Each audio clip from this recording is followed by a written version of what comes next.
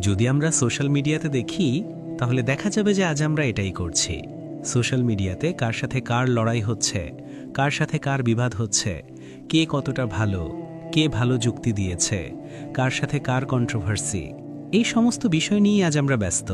এবং কতজন মানুষ কতটা কমেন্ট করেছে, সেটা পজিটিভ নাকি নেগেটিভ, কে কার এগেইনস্টে, কে কার বিপক্ষে, কে কার পক্ষে, এই সমস্ত কিছু নিয়েই তো আজ আমরা ব্যস্ত।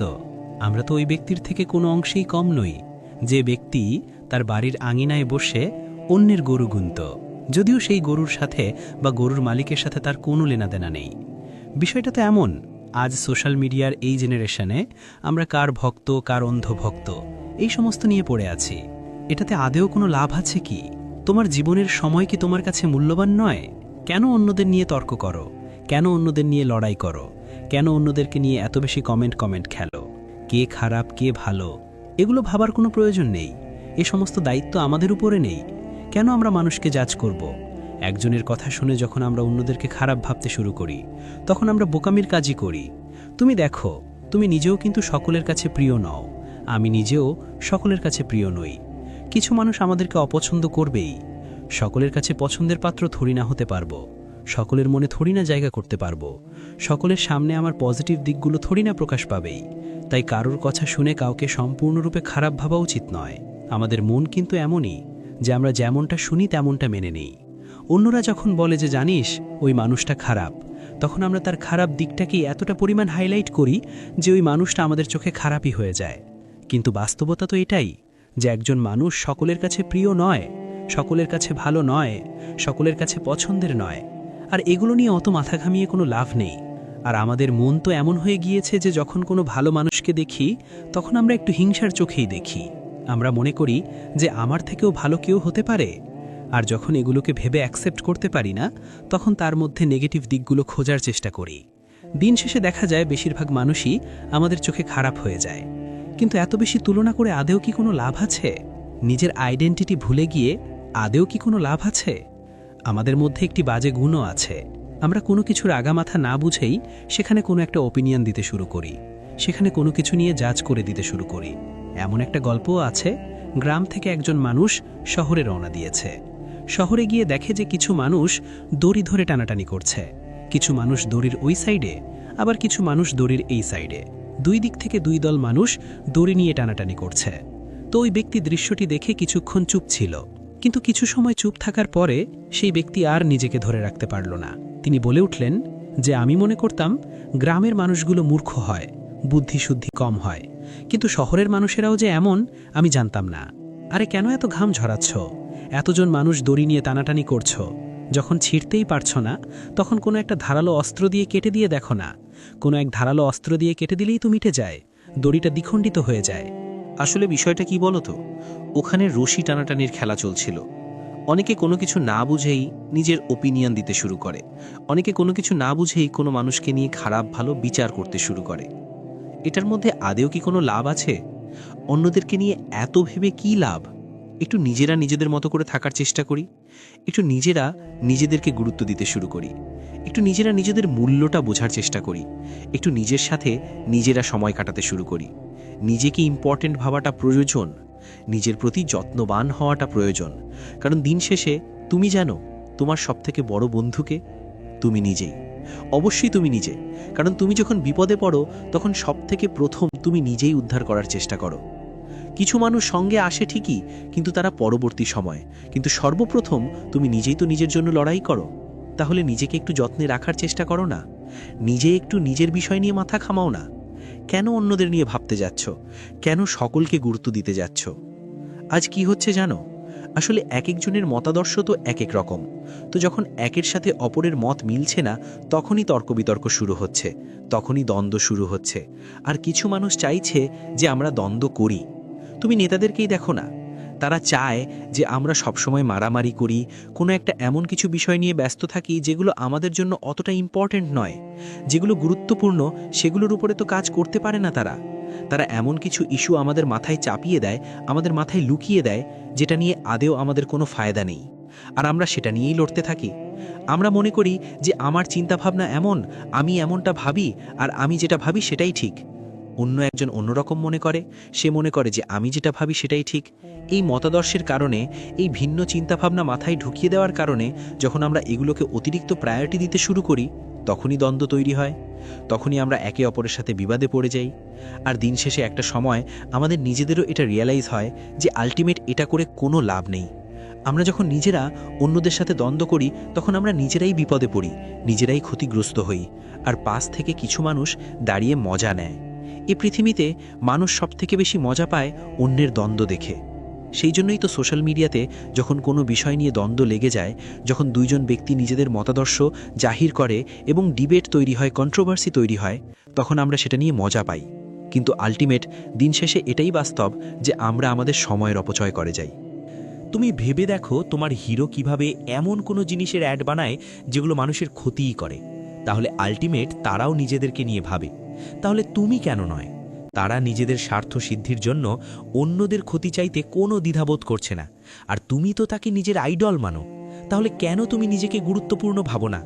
কেন তুমি নিজেকে নিয়ে ব্যস্ত থাকো না, নিজের উপরে কাজ করো না, নিজেকে সময় দিতে চাও না? কেন তুমি অন্যদেরকে নিয়ে এত বেশি ব্যস্ত থাকার চেষ্টা করো?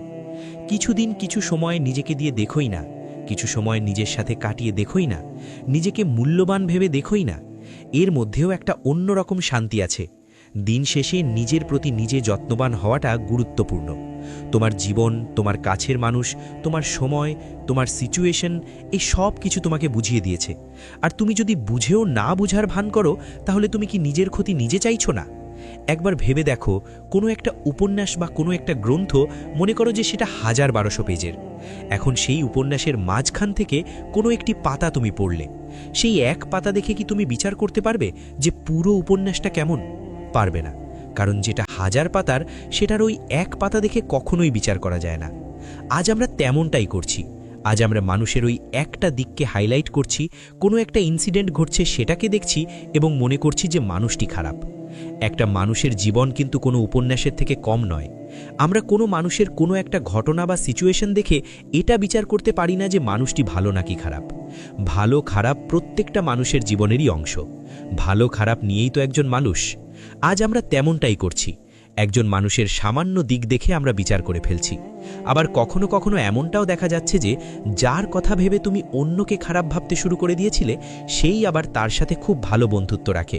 তাই সবথেকে ভালো হয় যে অন্যের বিষয়ে নিজের ওপিনিয়ন কম থাকুক। আমরা নিজেরাও খুবই গুরুত্বপূর্ণ।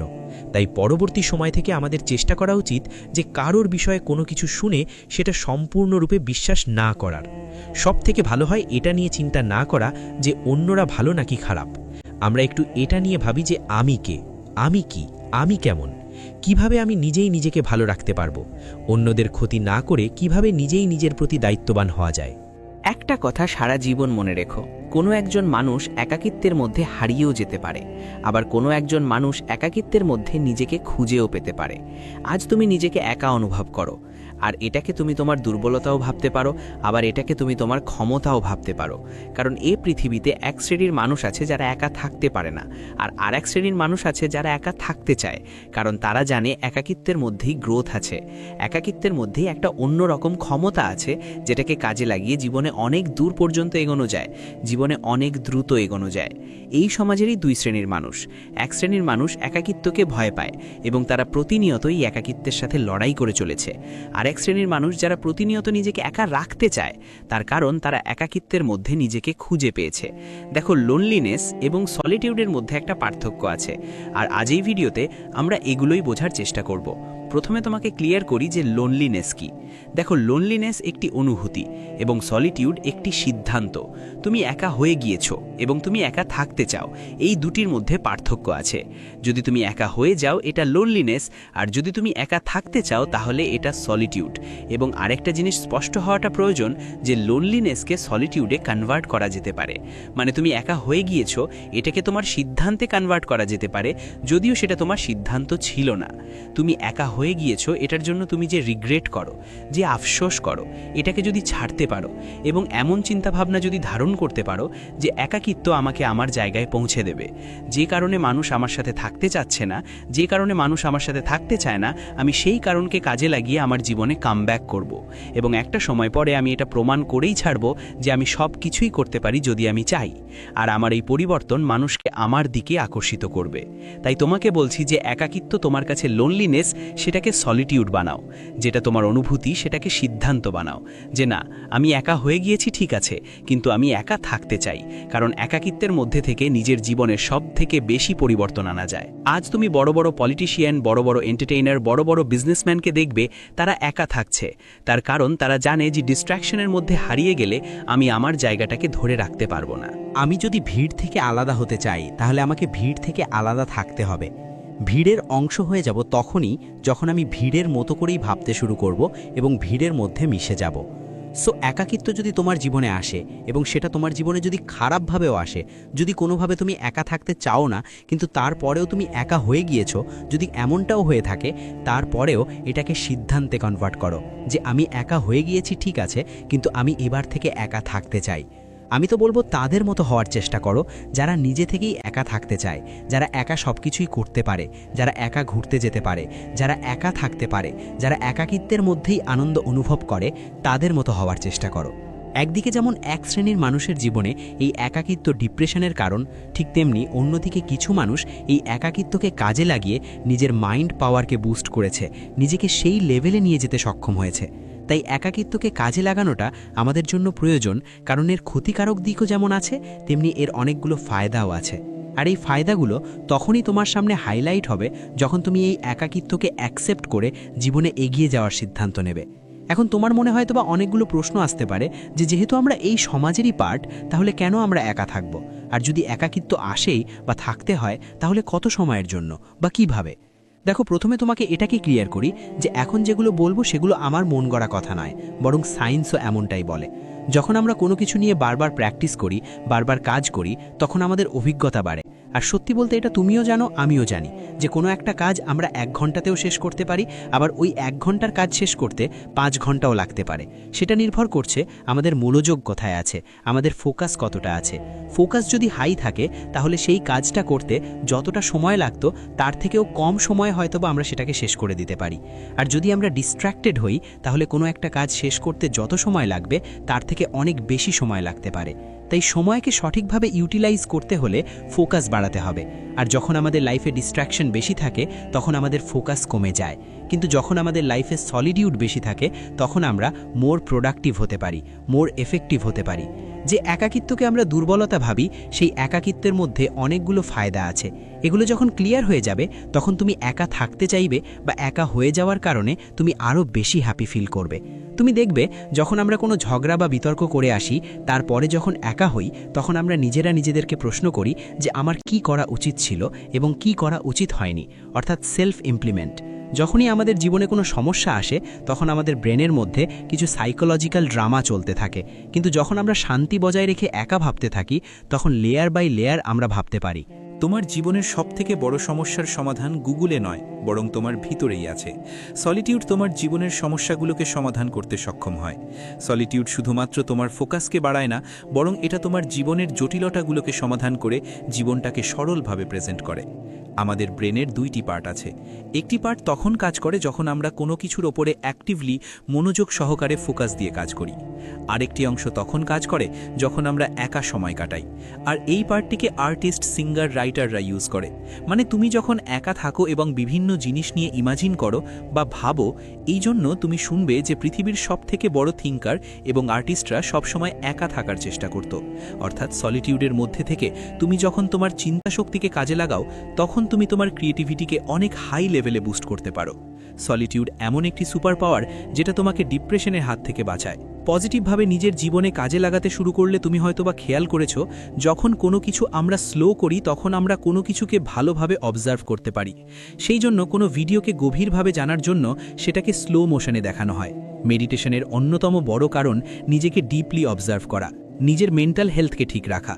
যখন কোনো মানুষ নিজেকে গভীরভাবে জানতে পারে তখন সে এটাকে খুঁজে পায় যে কিভাবে ভালো থাকা যায়, কিভাবে হ্যাপি থাকা যায়। মানে এই সলিটিউড এমন একটি জিনিস যেটা তোমাকে স্ট্রেস, ডিপ্রেশন এবং অ্যাংজাইটি থেকে বাঁচায়। সলিটিউড নিজের সাথে ডিপলি রিলেশন তৈরি করতে সাহায্য করে, সেলফ লাভ ইমপ্রুভমেন্টে কাজ করে। মানে যখন আমরা একা থাকি তখন আমরা নিজের সাথে নিজেকে সময় দিতে পারি, যেটা কোনো একটা রিলেশনশিপের ক্ষেত্রে অনেক বেশি প্রয়োজন। যখন আমরা নিজেরা নিজেদের সময় দেব তখন আমরা নিজেরা নিজেদেরকে ভালোবাসতে সক্ষম হব, নিজেরা নিজেদের গুরুত্বকে আরও ভালোভাবে অবজার্ভ করতে পারব। অর্থাৎ যে একাকিত্বকে আমরা দুর্বলতা ভাবি সেটা আমাদের অন্যতম ক্ষমতা। যখন আমরা কোনো ভিড়ের অংশ হই তখন আমরা ভাবি যে অন্যরা আমাদের কেমনভাবে দেখছে, ও আমার বিষয়ে কি ভাবছে। কিন্তু যখন আমরা একা থাকি তখন এমন কোনো ভয় কাজ করে না। একা থাকার ফায়দা হলো অন্যদেরকে খুশি করা বা অন্যদেরকে অ্যাট্রাক্ট করার কোনো প্রয়োজন পড়ে না। আমরা তো প্রতিনিয়ত এই প্রতিযোগিতারই অংশ হয়ে আসছি যে ও যেন আমাকে দেখে প্রশংসা করে। এই ধরনের ইনসিকিউরিটি আমাদের মনে ভয় তৈরি করে।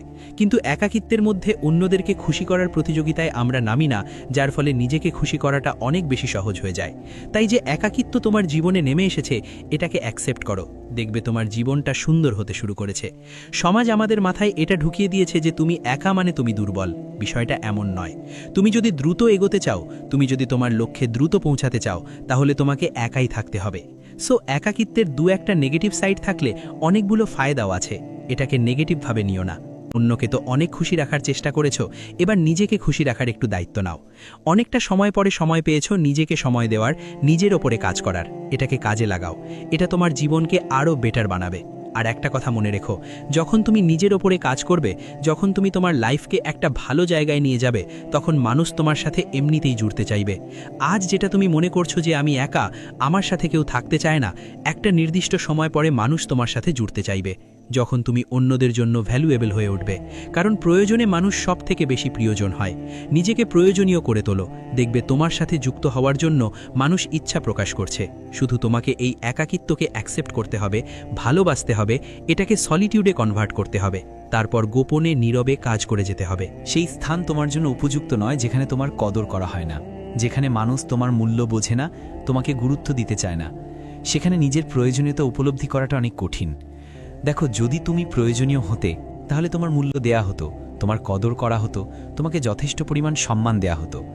এগুলো বলার অর্থ একটাই যে সেই স্থান তোমার জন্য উপযুক্ত নয় যেখানে মানুষ তোমাকে সম্মান দেয় না, তোমাকে শ্রদ্ধা করে না, তোমার উপস্থিতি অনুভব করে না, তোমার প্রয়োজনীয়তা অনুভব করে না, তোমাকে যথেষ্ট পরিমাণ ভালোবাসে না, তোমার অনুপস্থিতিতে কারোর কোনো যায় আসে না।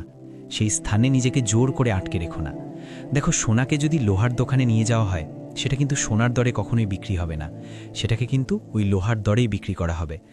তুমি কোথায় আছো, কোথায় অবস্থান, সেটার উপরে অনেক সময় তোমার মূল্য নির্ধারণ করে।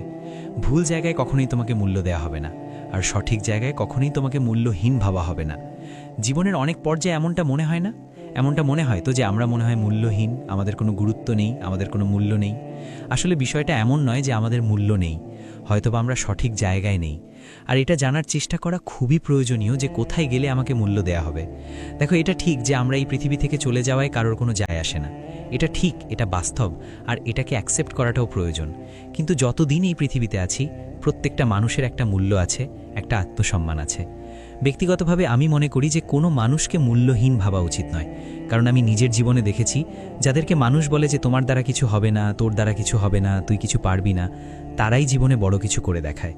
বিশ্বাস করা, আমি দেখেছি।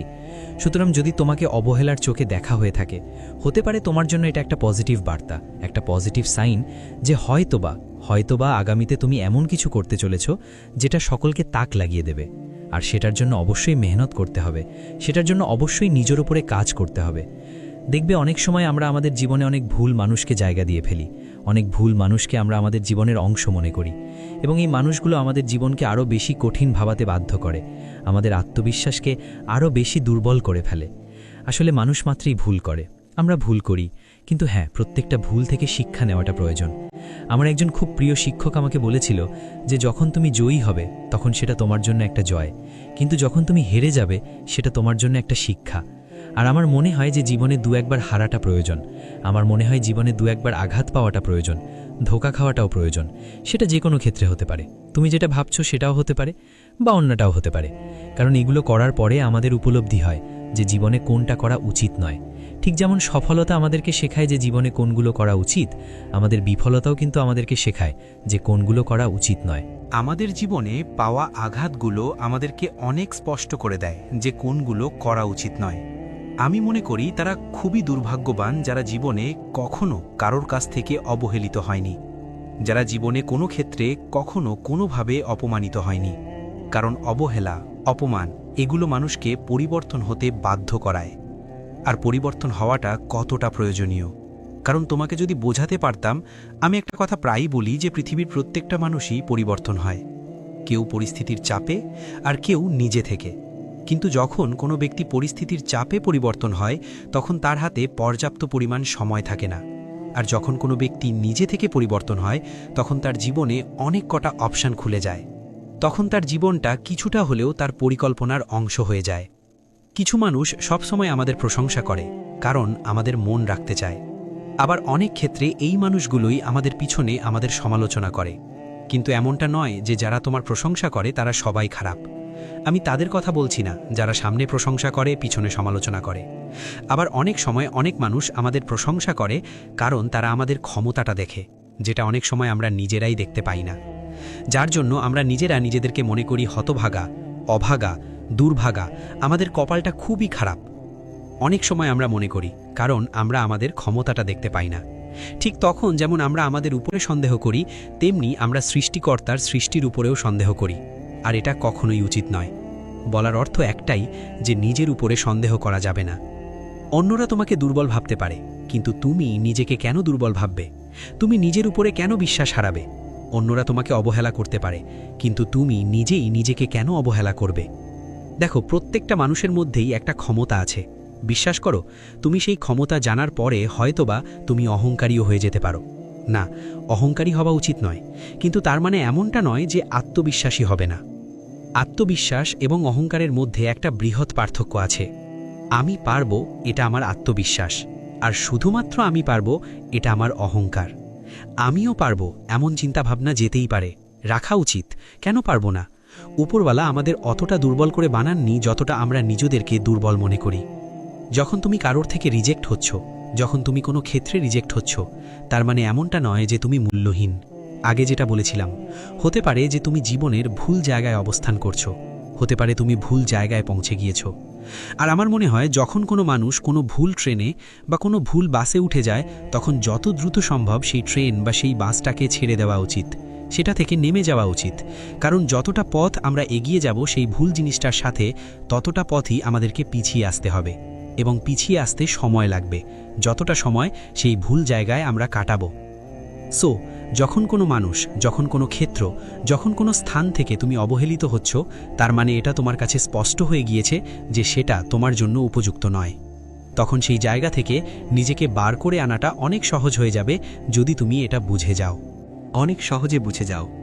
আবার অনেক সময় রিজেকশন আমাদেরকে মোটিভেট করে, আমাদের মধ্যে একটা অন্যরকম জেদ সৃষ্টি করে। আর মানুষের জেদি হওয়াটা প্রয়োজন, বিশেষ করে নিজের জীবনের কিছু ক্ষেত্রে জেদ থাকাটা তো খুবই প্রয়োজন। যদি তুমি কোনো অপমানকে তুমি পজিটিভ হইতে নিতে পারো, আমার মনে হয় না সেটা কোনো খারাপ দিক। যদি তুমি কোনো অবহেলাকে নিজের জীবনে কাজে লাগাও, আমার মনে হয় না সেটার মধ্যে খারাপ কিছু আছে। যদি কেউ তোমাকে অপমান করে, সেই অপমানের জবাব তুমি যদি তোমার কাজের মাধ্যমে দিতে পারো, এটার মধ্যে খারাপ কিছুই নেই। সত্যি বলছি, যখন কোনো মানুষ তোমাকে বলে যে তুমি ভুল, তখন নিজেকে সঠিক প্রমাণ করাটা, এটার মধ্যে কোনো ভুল নেই। যদিও আমরা জানি যে সকলের সামনে নিজেকে প্রমাণ করার কোনো প্রয়োজন নেই, কিন্তু তারপরেও হতে পারে সেটা তোমার জীবন পরিবর্তনের একটা মাধ্যম।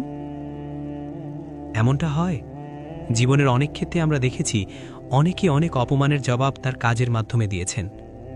অনেক সফল ব্যবসায়ীকে তুমি দেখবে, তারা প্রথমে যেটা বলে দিয়েছে সেটার জন্য আফসোস করার পরিবর্তে তারা সেটাকে প্রমাণ করার চেষ্টা করে, এবং সেটাকে অ্যাজ এ মোটিভেশন হিসেবে নিজের জীবনে কাজে লাগানোর চেষ্টা করে। জীবনের অনেক নেগেটিভিটির মধ্যে অনেক পজিটিভিটি লুকিয়ে থাকে। এটা যত সহজে আমরা বুঝতে পারবো, যত সহজে আমাদের জীবনে এটাকে উপলব্ধি করব আমরা নিজেরাই, ততই আমাদের জন্য ভালো। অবহেলা, অপমান, অবিশ্বাস এগুলো কিন্তু নেগেটিভ শব্দ, কিন্তু এই নেগেটিভিটির মধ্যেও যে পজিটিভিটি লুকিয়ে আছে, এটা বাস্তব, এটা সত্য। তুমি যদি একটু খেয়াল করো, যদি একটু উপলব্ধি করো, যদি একটু অনুভব করো, যদি একটু বোঝার চেষ্টা করো, তাহলে তোমার সামনে নিশ্চয়ই এটা ফুটে উঠবে। তুমি নিশ্চয়ই এটা জানতে পারবে। দেখো, মানুষ তোমার বিষয়ে নেগেটিভ ভাবতে পারে, আর এটা তাদের অধিকার। কিন্তু তুমি সেই নেগেটিভিটিকে নিজের জীবনে পজিটিভ ওয়েতে কাজে লাগাতে পারো, এটাও কিন্তু তোমার অধিকার। আর যখন কেউ তোমাকে তোমার অধিকার থেকে বঞ্চিত করে, তখন সেটাকে ছিনিয়ে নেওয়ার মধ্যে কোনো অপরাধ আছে কিনা আমার জানা নেই। ঠিক যেমন কিছু ভুল মানুষ আমাদের জীবনে এসে আমাদের জীবনটাকে ধ্বংস করে দিতে পারে, তেমনি কিছু ভুল মানুষ আমাদের জীবন থেকে বিদায় নিয়ে আমাদের জীবনটাকে সুন্দর করে তোলে। আর আমার মনে হয় যে এখানেও নিজেকে কিছুটা সৌভাগ্যবান মনে করা উচিত, কারণ অনেক সময় অনেকেই উপলব্ধিটা, এই অনুভবটা করতে অনেক দেরি করে ফেলে। অনেক দেরিতেই অনুভবগুলো আসে। তো তোমার ক্ষেত্রে আমি জানি না কতটা দেরি হয়েছে, কিন্তু আর যে দেরি হয়নি, এটা তোমার জন্য একটা ভালো দিক। এটা তোমার জন্য একটা ভালো বিষয়, একটা ভালো মেসেজ, একটা ভালো বার্তা। সো এইগুলো যদি আমরা বিচার করি তাহলে নিজেকে কিছুটা সৌভাগ্যবান ভাবা যেতেই পারে। তাই আবারও বলছি, অন্যরা তোমাকে ছোট ভাবতেই পারে, এটা তাদের অধিকার, কিন্তু তাই বলে নিজেই নিজেকে ছোট ভাবা উচিত নয়। আর যদি অন্যদের কারণে তুমি নিজেই নিজের উপরে সন্দেহ করো, তাহলে তোমাকে বলবো যে তুমি বোকার স্বর্গে বসবাস করছো। অভিনব এই পৃথিবীতে আমরা সবাই অভিনেতা। আমরা প্রত্যেকেই নিজেরাই নিজেদেরকে ভালো রাখতে চাই, ক্ষুদ্র জীবনে নিজেরা একটু ভালো থাকতে চাই। আমি জানি এখানে অন্যায়, এখানে অপরাধের মতো কিছু নেই, কিন্তু আমরা বোকা। আমরা ভুলে যাই যে ভালো থাকাটা একটা অনুভূতি, যেটাকে ভিতর থেকে অনুভব করতে হয়। এই পৃথিবীতে অনেক ব্যক্তি আছে, অনেক মানুষ আছে যারা আমাদের থেকেও খারাপ থেকে, একটু বোঝার চেষ্টা করো, যারা আমাদের থেকেও খারাপ থেকে উপরের শুকরিয়া আদায় করে। আর আমরা এত কিছু পাওয়ার পরেও আমাদের অভিযোগের শেষ নেই। আমার মনে হয় আমাদের এই ব্যবহারে স্বয়ং উপরওয়ালাও কষ্ট পায়। যখন আমরা নিজেরা বোকার মতো নিজেদের উপরে সন্দেহ করে যাই, তখন আমার কেন জানি না মনে হয় স্বয়ং উপরওয়ালাও কষ্ট পায়। কারণ আমরা যে শুধুমাত্র আমাদের উপরে সন্দেহ করছি, বিষয়টা এমন নয়। আমাদের এই সন্দেহ তার সৃষ্টির উপরেও আঙুল দেখায়। তাই বলবো যে একটু বোঝার চেষ্টা করো। হতে পারে তুমি ভুল জায়গায় আছো, তুমি ভুল ক্ষেত্রে অবস্থান করছো, ভুল মানুষের মধ্যে মিশে গেছো, সেই জন্যই হয়তোবা অবহেলিত হচ্ছ, অপমানিত হচ্ছ, নিজের উপরে সন্দেহ করছো। তবে হ্যাঁ, বিশেষ দ্রষ্টব্য, অনেক সময় আমরা আমাদের জীবনের ছোটখাটো ঝামেলাকে অনেক বড় মনে করি। বিষয়টা যেন ঠিক তেমনটা না হয়। যেগুলো সমাধানযোগ্য সেগুলোকে সমাধান করা উচিত, সেটাকে বড় ভাবা উচিত নয়। অনেক সময় এমনটা হয় যে আমরা আমাদের জীবনের ছোটখাটো সমস্যাকে জটিল বানিয়ে ফেলি। বিষয়টা যেন তেমনটা না হয় সেটা বোঝার চেষ্টা করো, সেই পরিস্থিতিকে একটু বোঝার চেষ্টা করো। পারিবারিক ছোটখাটো ঝামেলা যেটাকে আলোচনার মাধ্যমে সমাধান সংশোধন করা যায়, সেটার সাথে এই বিষয়টাকে কোনোভাবেই যেন গুলিয়ে ফেলো না, সেটার সাথে এই বিষয়টাকে কোনোভাবেই যেন মিশিয়ে ফেলো না। কারণ যেটা সমাধানযোগ্য সেটার সমাধান দ্রুত করে ফেলাই ভালো, সেটাকে পজিটিভ ওয়েতে নেওয়াই ভালো। সো ভুল সিদ্ধান্ত নিও না, ভুল পরিবেশে নিজেকে আটকে রেখো না, আর নিজের আত্মসম্মানকে একেবারে মাটিতে মিশিয়ে দিও না।